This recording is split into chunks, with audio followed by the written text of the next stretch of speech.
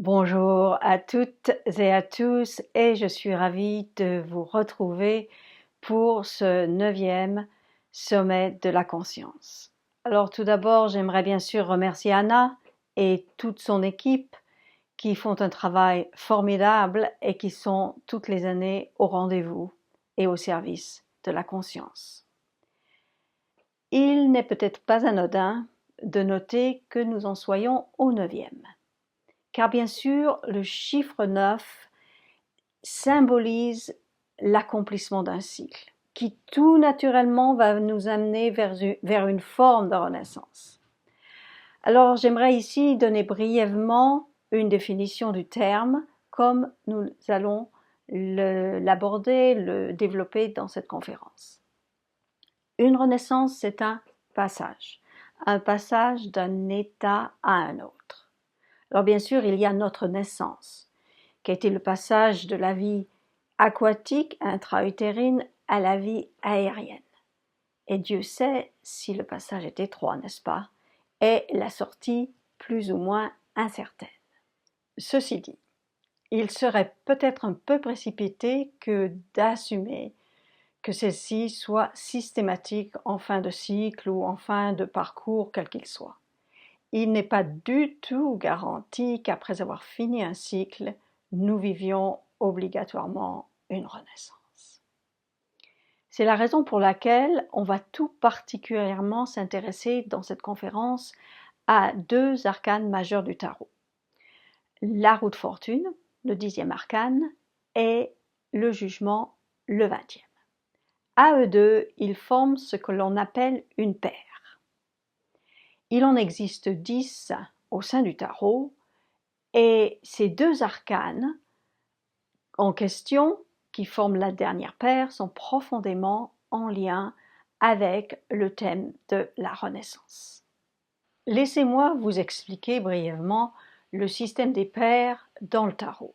C'est un système qui est en lien avec la loi de polarité telle que l'a décrit le Kybalion, un petit livre d'enseignement hermétique dédié au maître des maîtres de l'Égypte ancienne, Hermès Trismégiste.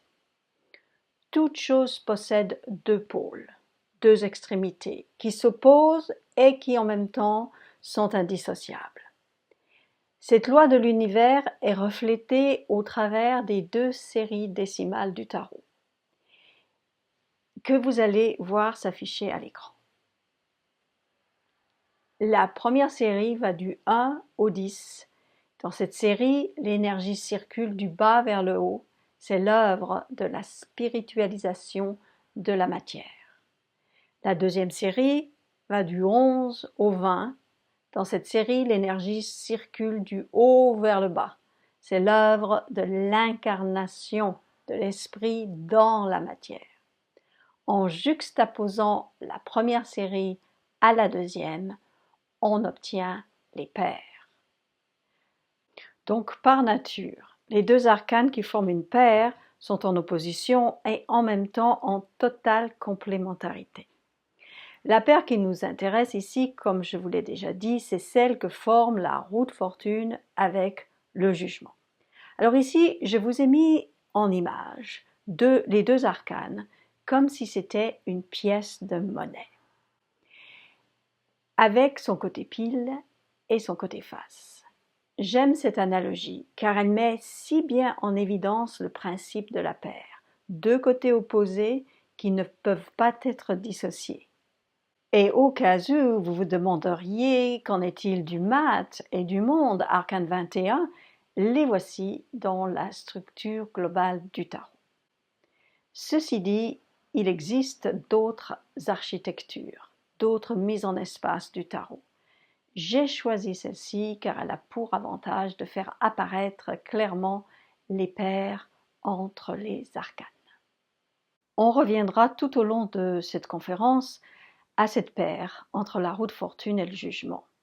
Mais à un niveau plus personnel, votre arcane de renaissance est celui qui est placé en 4e position dans la séquence de votre chemin de vie. On l'appelle d'ailleurs l'arcane des passages obligés. Et oui, il y a le terme passage, associé à cet arcane. Son message, sa symbolique, sa dynamique, sa signification vous donneront des pistes pour découvrir les voies privilégiées de votre renaissance. De quels défis, de quelles épreuves, de quels obstacles sera façonné le passage qui vous mènera à une renaissance profonde de votre être. Et pour ceux d'entre vous qui ne seraient pas familiers avec le terme chemin de vie, sachez que c'est la réunion de 5 arcanes majeurs que l'on calcule à partir du nom et prénom à la naissance ainsi que de la date de naissance. Toute lettre est une vibration. Et du coup, une vibration peut se traduire en valeur numérique. Et c'est l'ensemble des lettres de votre nom et les chiffres de votre date de naissance qui va définir les arcanes de votre chemin de vie. Donc, pour être très clair, les arcanes de votre chemin de vie ne sont pas obtenus par un tirage.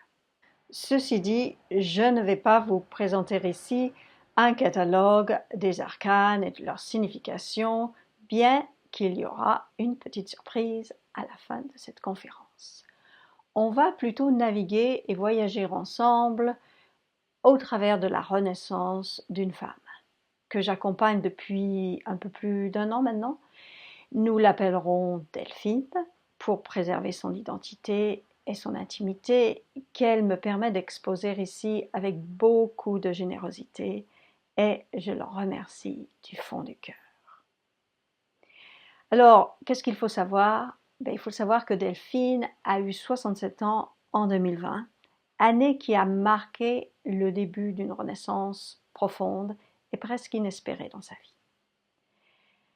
La dernière édition du Sommet de la Conscience a été un moment clé dans la vie de Delphine. Et lorsque l'on parle de clé, on invoque aussi la notion d'ouverture, une posture qui va évidemment de pair avec la dynamique de la Renaissance. Et vous verrez que l'histoire de Delphine souligne avec beaucoup de force un fait majeur qui est qu'il n'y a pas d'âge pour vivre une renaissance, ce qui est une bonne nouvelle en soi. Ceci dit, s'il n'y a pas d'âge, il n'est donc jamais trop tard. Et de surcroît, nous n'avons pas d'excuses. Cela nous met immédiatement en face de nos responsabilités. C'est en quelque sorte la première des conditions pour vivre une renaissance que nous promet la face lumineuse de cette route fortune, qui ne parle pas seulement de conditionnement, de retour perpétuel et des vicissitudes de la vie avec ses hauts et ses bas. La roue a une manivelle et il est de notre responsabilité de prendre en main cette fameuse destinée que la route fortune symbolise aussi. Saisir l'opportunité de s'ouvrir au mouvement que la vie nous propose jalonne les chemins de la Renaissance. En fait, nous sommes responsables de ne pas changer. C'est à nous d'épouser le mouvement, car rien n'est statique dans l'univers. Pour faire du surplace dans la vie, ce qui pourrait être considéré comme l'antipode de la Renaissance, il nous faudrait donc résister à cette autre loi de l'univers qui est le principe de vibration. Rien ne repose, tout remue, tout vibre. Pour citer ici le Kybalion, dont j'aimerais d'ailleurs vous lire un extrait plus élaboré de cette grande loi. La vibration de l'esprit est tellement intense et si infiniment rapide qu'elle est pratiquement en repos, de même qu'une roue qui tourne à très grande rapidité paraît arrêtée. À l'autre extrémité de l'échelle, il y a des formes grossières de la matière dont les vibrations sont si lentes qu'elles apparaissent ne pas exister. Entre ces deux pôles opposés, il y a des millions et des millions de degrés différents de vibration. Alors on peut en conclure qu'il y a des niveaux et des degrés différents de renaissance. J'aimerais revenir ici maintenant sur la roue de fortune, pierre d'angle choisie pour cette conférence, et aborder maintenant la notion de retour, de ça recommence, qui sonne plutôt comme le glas et la fin de la promesse de renouvellement que symbolise le 10e arcane du tarot. Et pourtant, entrevoir le retour ou la répétition comme une opportunité change la donne. Car c'est la répétition d'un phénomène, d'un scénario, qui nous pousse à prendre conscience des motivations inconscientes de maintenir la vie dans un étau, sur des rails bien arrimés, à nos habitudes, à nos peurs, à nos croyances, afin d'éviter les zones de turbulence psychique, les nœuds émotionnels et karmiques. C'est par le moyeu de la roue, partie centrale autour de laquelle la rotation et donc la répétition est possible, que passent les cieux. Alors évidemment, je ne peux pas m'empêcher de jouer sur les mots et les sons des mots. Les cieux, les cieux.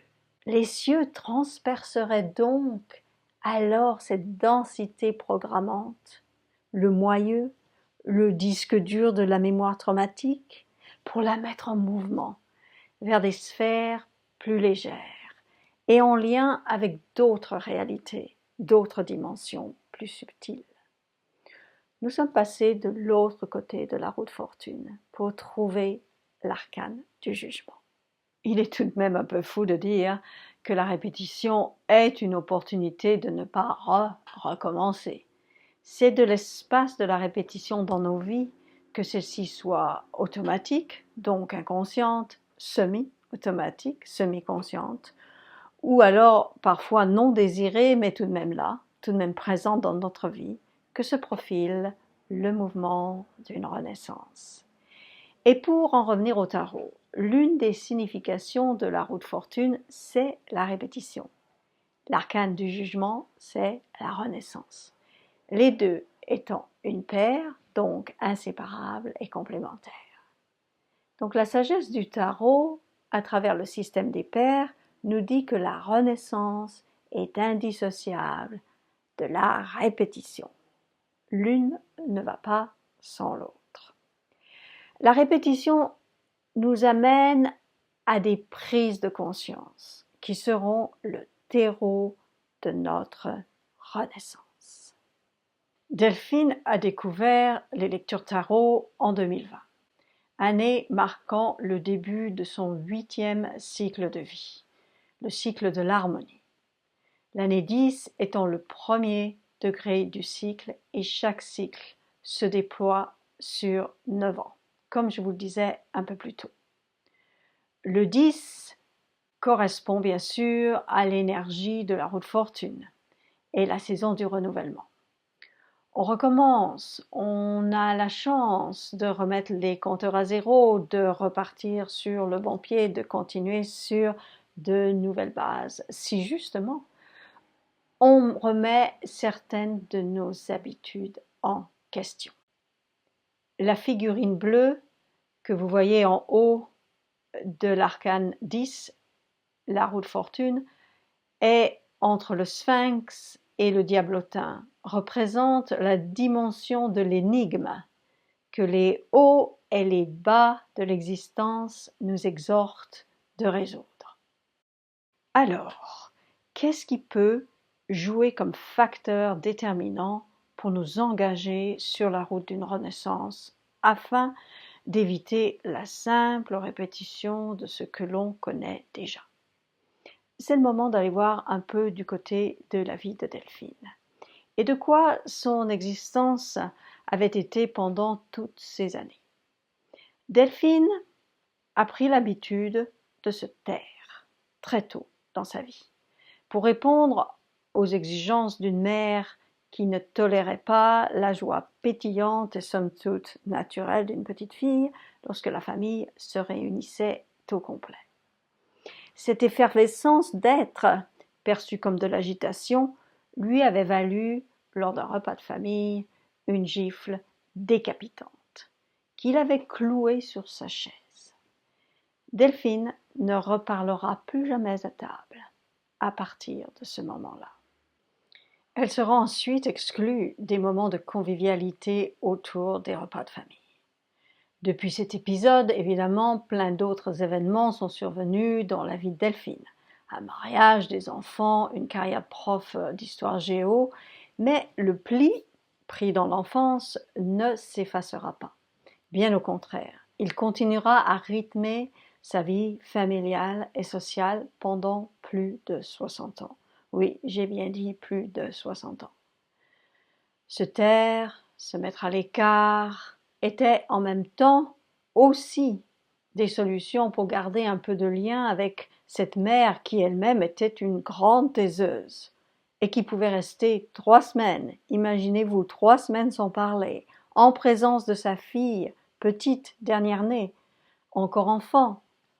Alors, serez-vous surpris d'entendre que Delphine, vers l'âge de 45 ans, développa une surdité. Si un symptôme est la recherche de libération d'une tension psychique dont les digues sont prêtes à rompre afin d'éviter le naufrage, intérieur bien sûr, l'expression populaire « un silence assourdissant » ne prend-elle pas tout son sens? Et ne donne-t-elle pas en fait la dimension de l'épuisement psychique de Delphine, à chercher à être entendue et en même temps à ne plus pouvoir entendre toutes ces déferlantes d'abus innommables.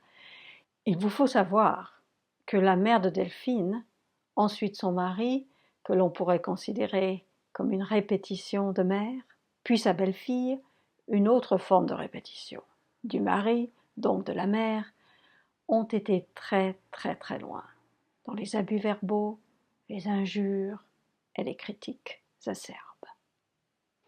Delphine décrit sa surdité comme un monde ouaté, où tous les sons sont amortis et donc les mots font moins mal. Ils ne peuvent plus l'atteindre de la même façon. C'est une barrière efficace, mais handicapante à la fois. Dans l'histoire de Delphine, on pourrait interpréter la roue de fortune et le jugement de la manière suivante. Si ça revient, si ça recommence, être insultée, maltraitée, prise pour une moins que rien, etc., c'est que c'est de sa faute. Elle est donc coupable, donc elle doit être punie. C'est la gifle qui se répète sous d'autres formes, bien sûr. La punition étant en fait un moindre mal, comparé à la honte qu'elle a d'elle-même et à la honte qu'elle sent qu'elle inflige à sa famille. D'être comme elle est, car en fait la honte qu'elle pouvait faire à sa famille avait été la seule explication possible que Delphine avait pu se donner après la gifle initiale. L'énergie de l'arcane du jugement est vécue sous l'angle de la culpabilité qui enferme Delphine dans le même schéma répétitif que la roue de fortune évoque. L'une renvoie la balle à l'autre, et ainsi de suite. La culpabilité est souvent une manière décente et facilement acceptée aux yeux d'autrui de ne pas prendre ses responsabilités, et par conséquent de fermer la porte à toute renaissance potentielle. C'est la raison pour laquelle je vous disais un peu plus tôt qu'une renaissance commence par une prise de responsabilité qui elle-même découle d'une ouverture d'esprit, qui provoque à son tour des prises de conscience. Avant tout, la première étape d'une renaissance, c'est faire l'état des lieux. Alors prenons l'exemple de Delphine. Elle est dans sa 67e année d'existence, dont 40 ans passés auprès d'un homme, un mari froid et indifférent, qui ne l'aime plus depuis très très longtemps. Une famille qui ne l'écoute toujours pas, une belle-fille qui la méprise et la sépare de ses petits-enfants, une surdité handicapante et une douleur à l'épaule qui est telle que l'opération chirurgicale semble être inévitable.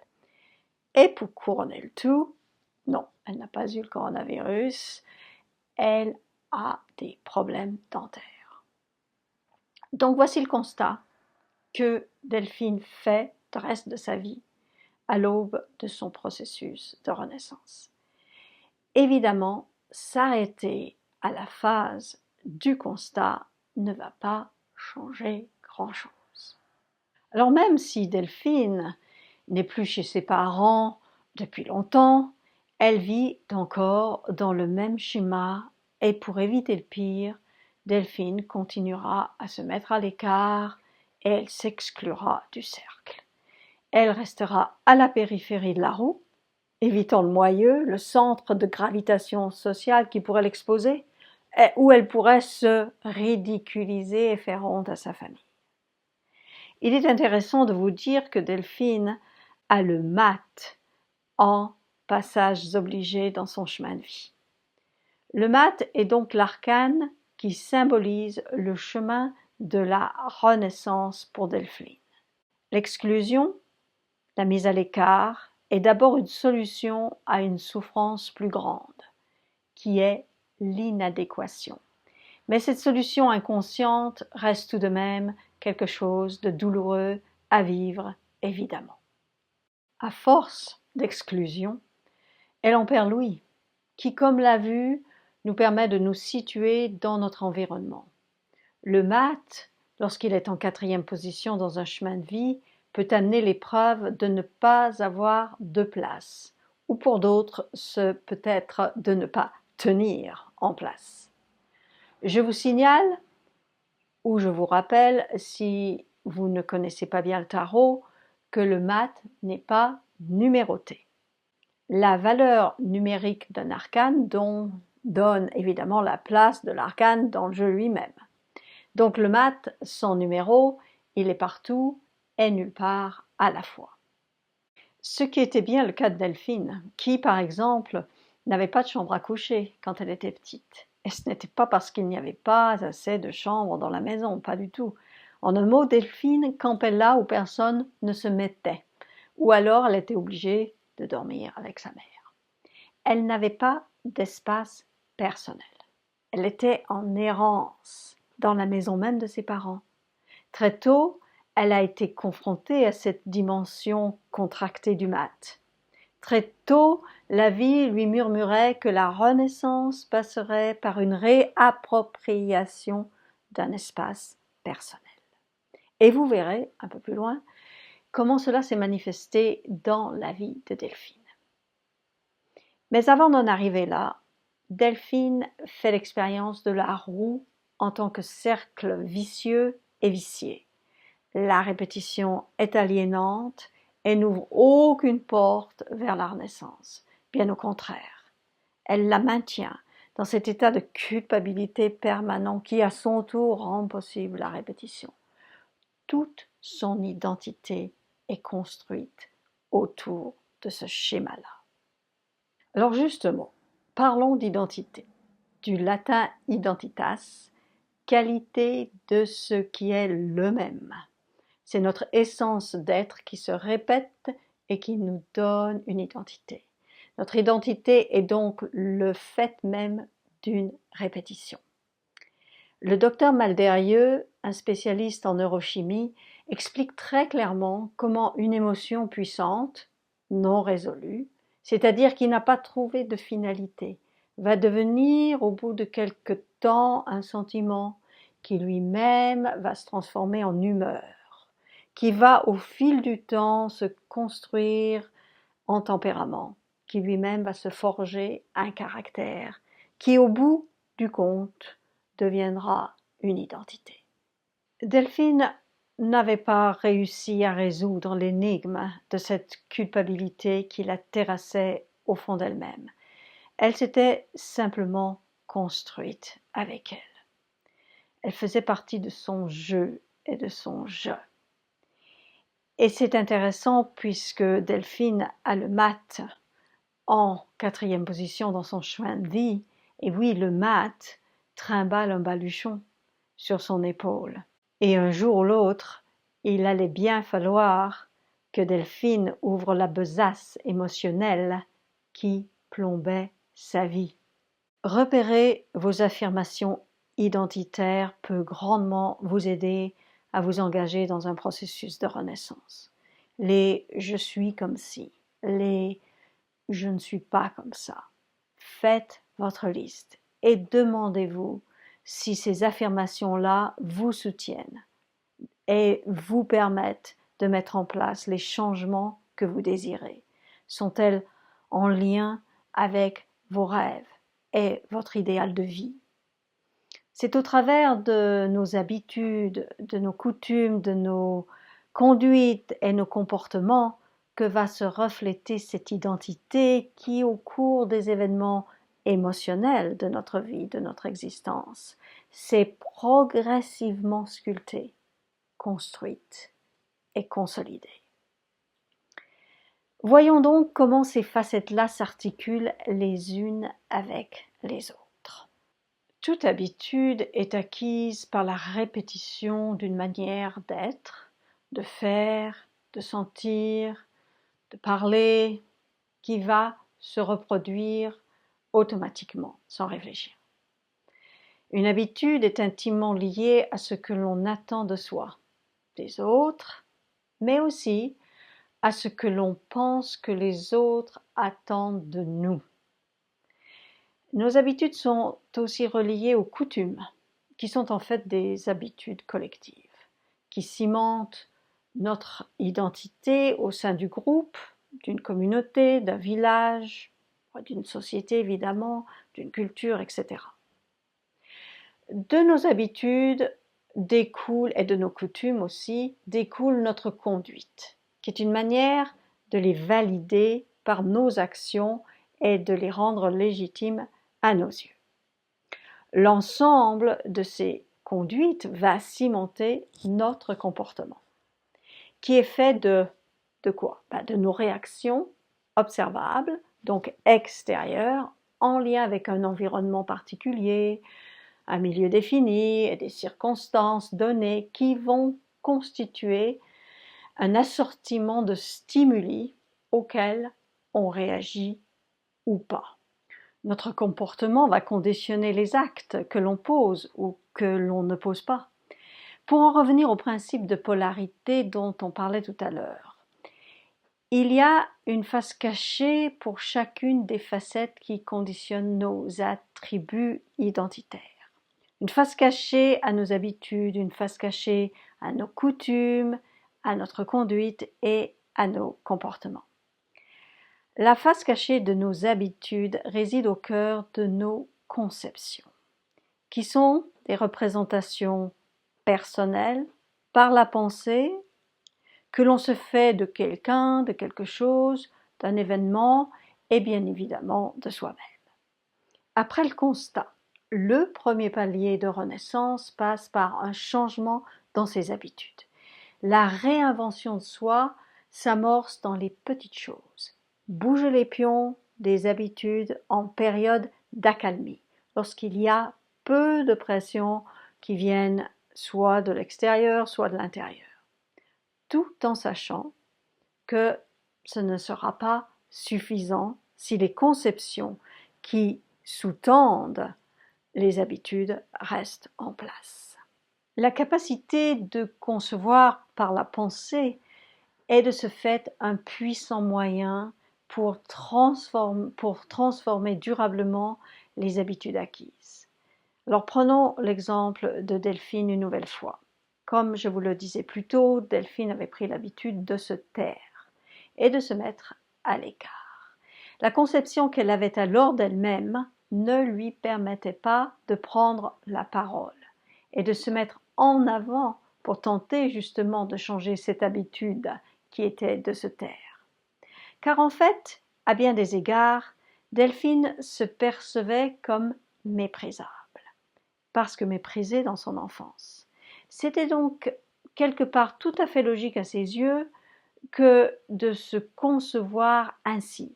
Delphine m'expliquait qu'elle se mettait immédiatement en mode de soumission dès qu'elle se sentait méprisée. L'arcane 20, le jugement, symbolise aussi un regard émancipateur sur soi-même, qui va faire bouger les lignes du cadre des conceptions qui alimentent nos habitudes, représentée par la roue de fortune. C'est une lecture tarot qui va être le point de bascule de conscience pour Delphine lorsqu'elle sera confrontée à une vision d'elle-même qui ne rentrait pas dans le cadre préétabli par ses conceptions de la vie et d'elle-même.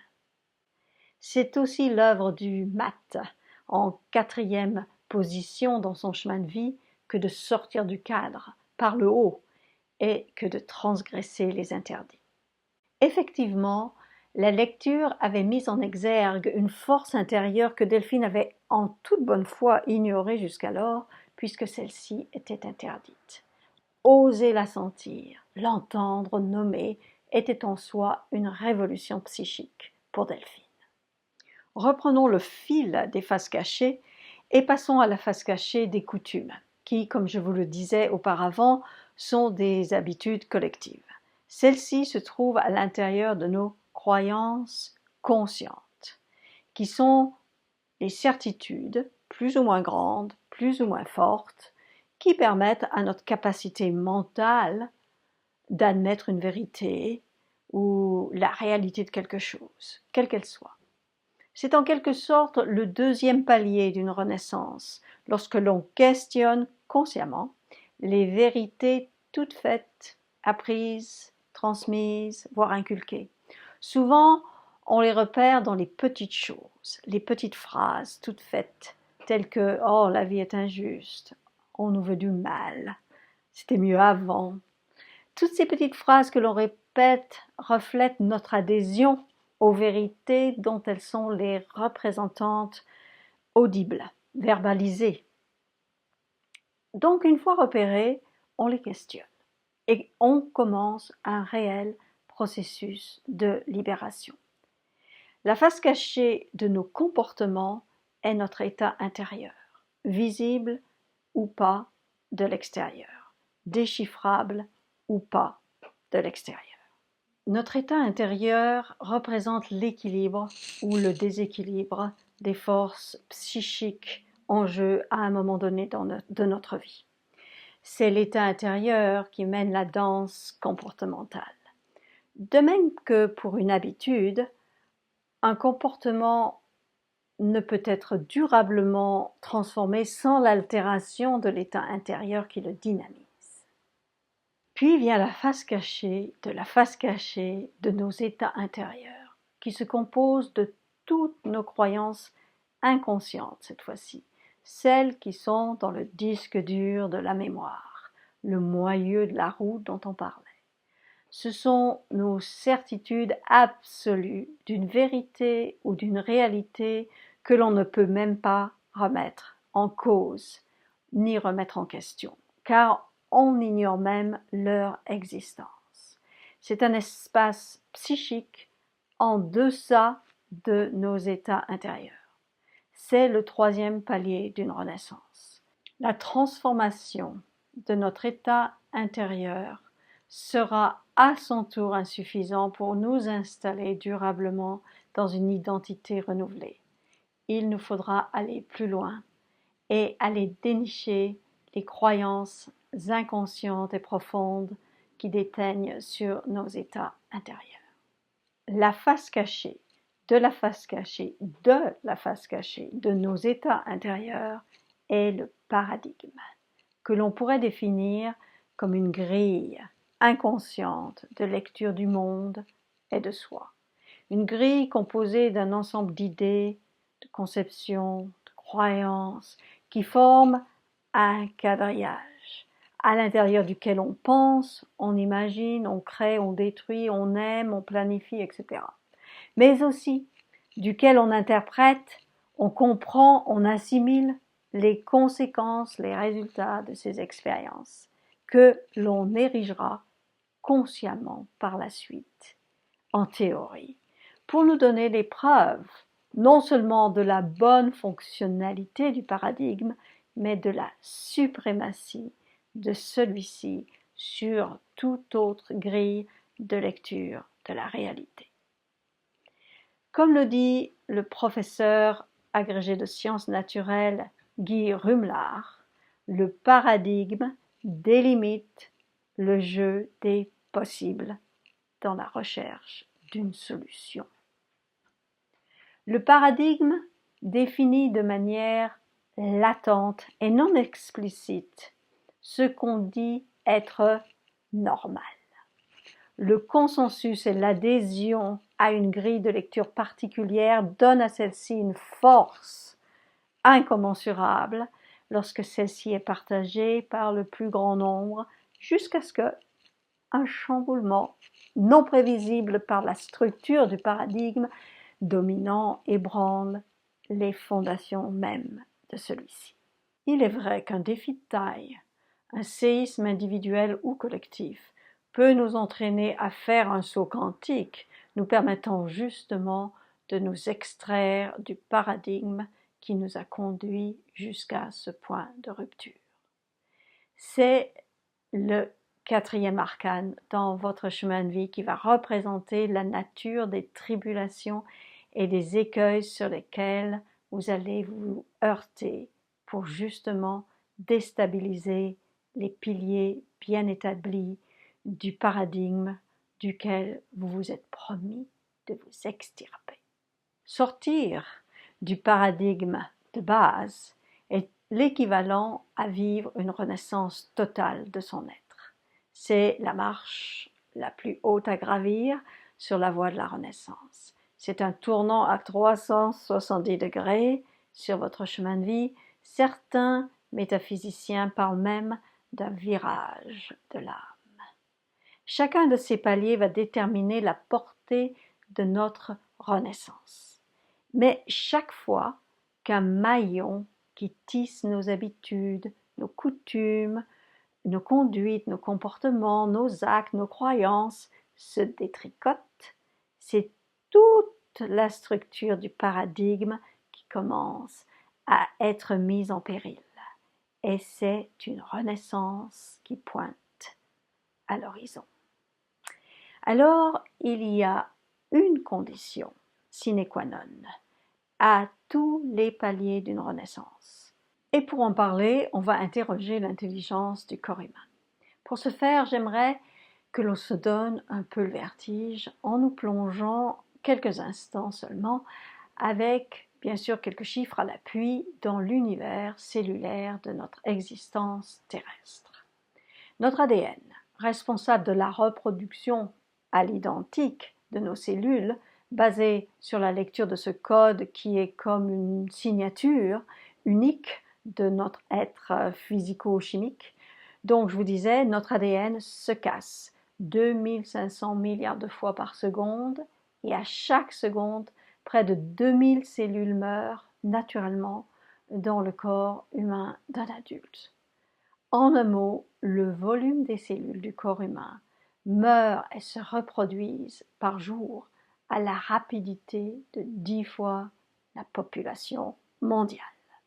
La continuation de la reproduction cellulaire et du processus de mort cellulaire assure la régénération du corps et la continuité de son identité, car il ne fait aucun doute, n'est-ce pas, qu'après quelques moments d'existence, des milliards de cellules sont mortes et ont été remplacées par d'autres sans que l'on se sente fondamentalement différent, n'est-ce pas? Cellulairement parlant, nous sommes en constant lâcher-prise. Mourir pour continuer d'exister, pour maintenir la force de vie. Tel est l'enseignement au cœur même de l'intelligence du corps et de la matière vivante. Il n'y a pas de renaissance sans mort. La mort est la condition sine qua non à la renaissance. D'ailleurs, à bien observer l'arcane du jugement, le tombeau duquel émerge l'enfant est bien le symbole de ce processus. D'un point de vue ésotérique, le tombeau est l'espace profond dans lequel sont enfouies les mémoires consciemment déposées avant l'incarnation afin de se rappeler à quelle identité nous nous sommes engagés à mourir dans cette vie. C'est quelque chose tout de même de se le dire de cette manière-là. Le tombeau nous rappelle aussi que nous sommes des êtres de passage, donc des êtres voués à la renaissance. Alors qu'est-ce qui meurt en nous? L'arcane 20 est l'avant-dernier arcane du tarot.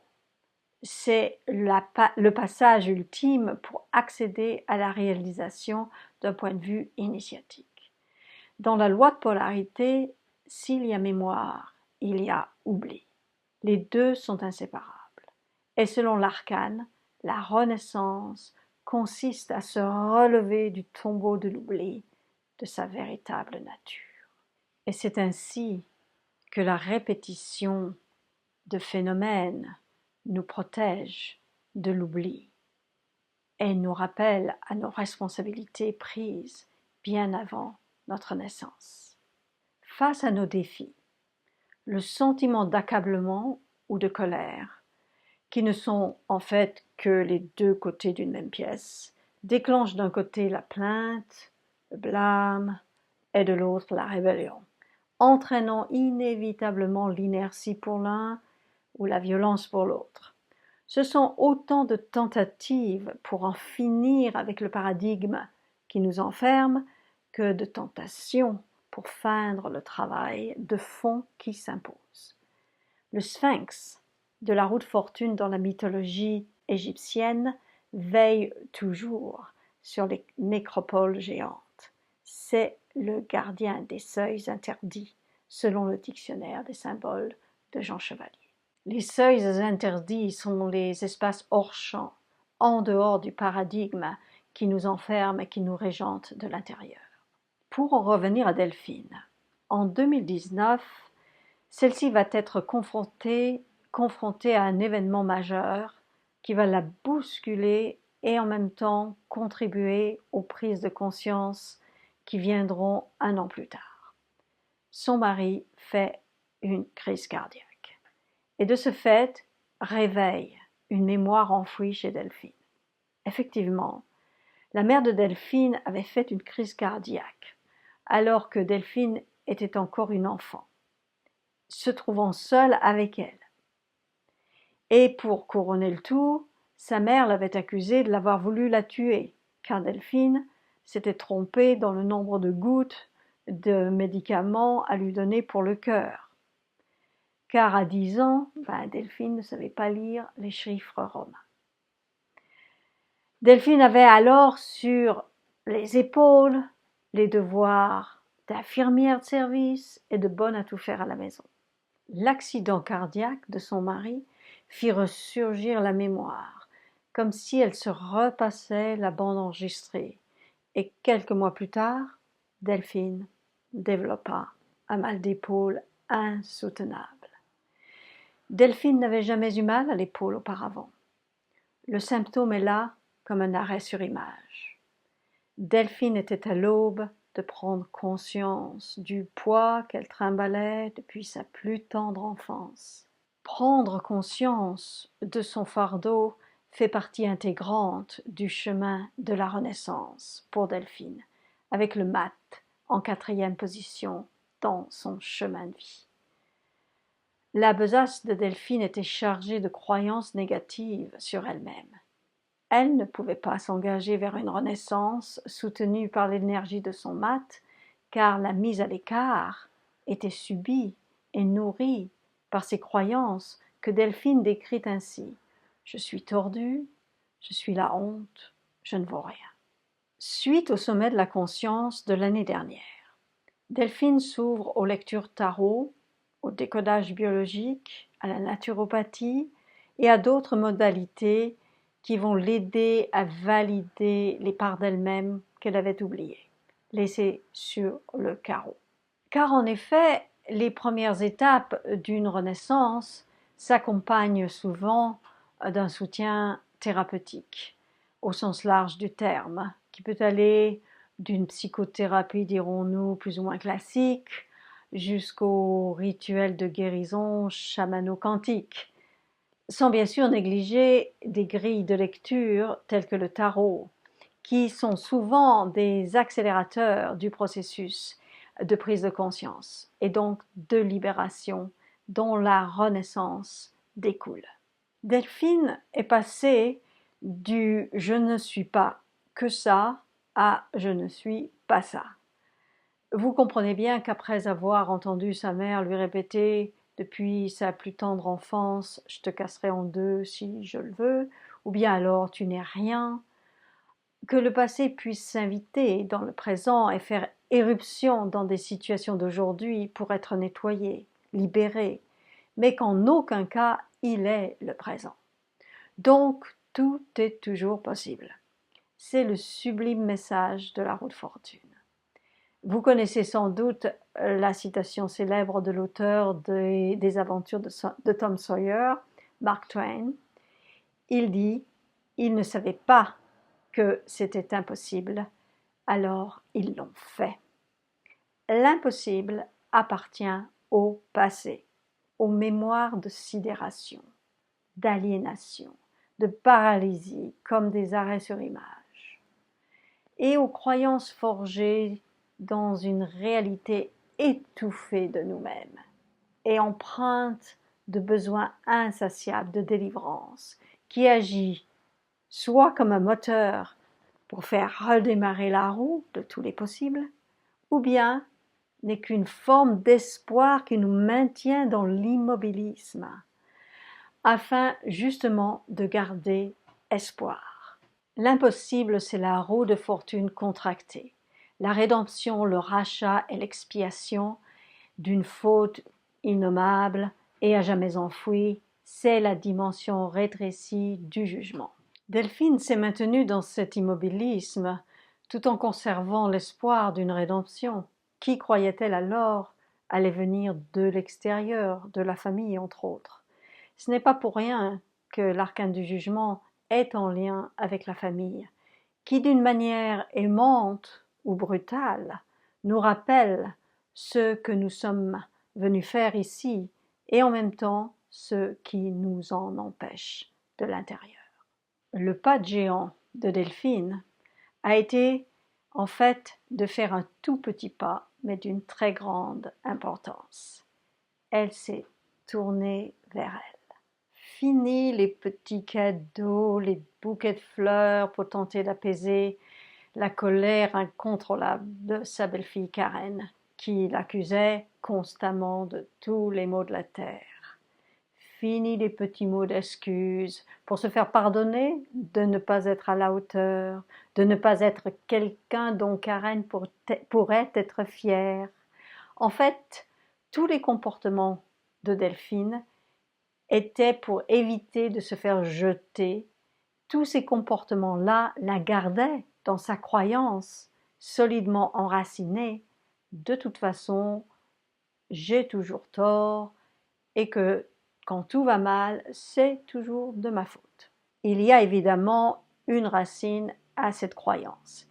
Il faut que je vous dise que Delphine était une enfant de réparation. Ses parents, au bord de la séparation, avaient tous les deux passé la quarantaine.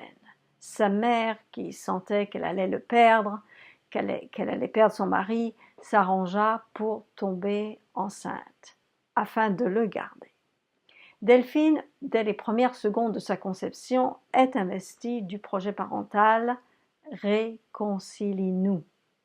Ça n'a pas marché. Mais Delphine, elle ne le savait pas. Elle ne savait pas de quoi elle était coupable, et en même temps, elle était convaincue que c'était le cas. L'immobilisme de Delphine, dû à un état de sidération permanent face à cette culpabilité incompréhensible et incontournable, a fait que Delphine ne pouvait pas trouver le sens de la présence de cette culpabilité en elle, ce qui renforçait bien sûr sa force et sa légitimité. C'est aussi de sa faute si elle ne comprenait pas pourquoi elle était coupable. J'aimerais ici citer les mots de Delphine. Ma renaissance est un ensemble de prises de conscience, d'éclairage, qui arrivent sur des situations que je vivais autrefois en aveugle, et je me cognais au mur. Et maintenant, je vois les murs. Et maintenant, je me positionne et je reprends la maîtrise de ma vie. Delphine a créé l'espace personnel qu'elle n'a jamais eu. Elle a cessé d'être l'infirmière de service comme au temps de son enfance. D'ailleurs, après 6 mois de travail sur elle, la douleur de son épaule a complètement disparu, sans recours à la chirurgie. Elle respecte son rythme, elle ne s'enchaîne plus aux corvées de présence pendant les repas ou autres circonstances. Elle a aussi repris le contrôle de son temps d'écoute de l'autre. Elle n'est plus à la merci des fanfaronnades des autres. Elle se sent désormais légitime de couper la parole et de donner son opinion. Elle sent en elle lorsque ses idées sont valides et valables. Elle est aussi partie à la reconquête de son image et goûte à la satisfaction de se sentir de mieux en mieux dans sa peau. La renaissance de Delphine est aussi la résultante de tous ces petits actes conscients qu'elle pose au quotidien. Nous savons tous que ce sont les petits ruisseaux qui font les grandes rivières. Ce qui se répète dans nos vies est à la fois ce qui nous aliène et le point de départ d'une libération, de nature identitaire. Dans la nature, il y a toujours le remède à proximité du poison. Dans la vie, il y a toujours la solution dans le problème à résoudre. Dans la mort, il y a toujours une renaissance. Je vous avais promis une surprise en fin de conférence. Eh bien, la voici. Vous allez voir défiler à l'écran les arcanes majeures du tarot, sauf le premier arcane, le battleur, car il ne peut être placé en 4e position dans un chemin de vie. Et chaque arcane va être accompagné d'une phrase clé en lien avec un des aspects majeurs de vos passages obligés sur le chemin de la renaissance. Dévoile ton cœur en sachant qu'il n'y aura pas de retour en arrière. Aiguise ton esprit pour prendre conscience de la réalité créatrice de la parole. Découvre ta véritable autorité sans faire alliance avec l'abus de pouvoir. Fais de tes convictions le fondement de chacune de tes actions. Fais des choix malgré ta peur de perdre. Surmonte les obstacles en unissant les forces contradictoires en toi qui compromettent tes résolutions. Assume le face-à-face avec toi-même. Sais qui tu es et tu sauras où tu vas. Accepte les lois de l'incarnation tout en renonçant au fatalisme des circonstances. Fais alliance avec toi-même en reconnaissant les forces qui s'opposent à l'intérieur de toi. Renverse le système de valeurs reçues en te reliant à une source plus grande que toi. Trace ton sillon, même dans l'obscurité, tout en travaillant sans filet de sécurité. Intègre les énergies du pardon avec souplesse et compassion. Pars à la reconquête de tes pulsions et ose traverser tes zones d'ombre. Renoue avec ton authenticité d'être en laissant tomber ton système de défense limitant. Retrouve l'équilibre entre le donner et le recevoir. Explore les régions inconnues de la psyché humaine et fais une partie du chemin en solitaire. Apprends à cultiver le contentement et à te réjouir du bonheur des autres. Libère-toi du jugement d'autrui en ayant le courage de ton talent. Dépasse les limites imposées en réalisant la synthèse de ton vécu. Vide ta besace émotionnelle pour vivre ton essence d'être. Chaque passage obligé que vous empruntez ouvre les portes de la renaissance de votre être. Je vous remercie et je vous dis à très bientôt.